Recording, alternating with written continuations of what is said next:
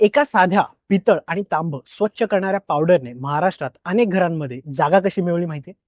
नमस्कार, मी आहे कुणाल कदम. तुम्ही पाहतात उद्योगाची गोष्ट, जिथे आपण मराठी उद्योजक आणि मराठी ब्रँड्स ज्यांनी शून्यातून आपलं साम्राज्य उभं केलं यांची कथा जाणून घेणार आहोत.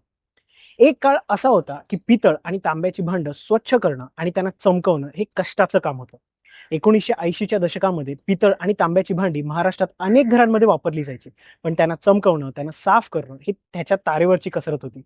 तेव्हा पितांबरी प्रॉडक्ट्स प्रायव्हेट लिमिटेडचे संस्थापक रवींद्र प्रभुदेसाई सर आणि त्यांचे वडील वामनराव प्रभुदेसाई सर यांना एक सोपा प्रश्न पडला की पितळ, तांब स्वच्छ करण्याचं काम सोपं कसं करता येईल.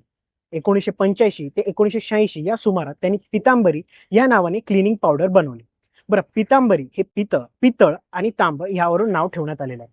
सुरुवातीला त्यांच्याकडे खूप छोटी टीम होती, मर्यादित साधनं होती, पण त्यांचं गोल आहे ते स्पष्ट होतं की भारतीय लोकांसाठी एक उपयोगी प्रोडक्ट बनवायचं.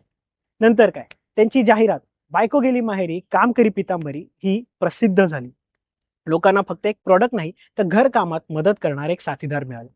त्यानंतर पितांबरीने अनेक FMCG प्रोडक्ट्समध्ये विस्तार केला. तर पितांबरीची खरी ताकद ही क्लिनिंग पावडर नव्हती, तर ती होती भारतीय लोकांची समस्या ओळखून त्यांना एक प्रभावी समाधान देण्यात होतं. एक छोट्या क्लिनिंग पावडर पासून सुरुवात झालेला व्यवसाय आज 300 ते 350 कोटी अॅन्युअल टर्नओव्हर पर्यंत पोहोचलेला आहे. मित्रांनो, ही होती पितांबरीची उद्योगाची गोष्ट. पण थांबा, महाराष्ट्राने फक्त पितांबरी हाच ब्रँड दिलाय का? तर नाही. महाराष्ट्राने एक असा ब्रँड सुद्धा दिलेला आहे ज्यांनी भारतीय मुलांच्या बालपणामध्ये अक्षरशः रंग भरलेले आहेत. तो ब्रँड कोणता हे जाणून घ्यायचं असेल तर मला नक्की फॉलो करा. बरं, माझी सुद्धा एक कंपनी आहे विशाखा एंटरप्राइज या नावाने. सेंट यार्ड हा माझा ब्रँड आहे. मी तो टॅग करत आहे. तो कृपया जाऊन तुम्ही चेकआउट करा आणि पुढचा व्हिडिओ चुकवू नका.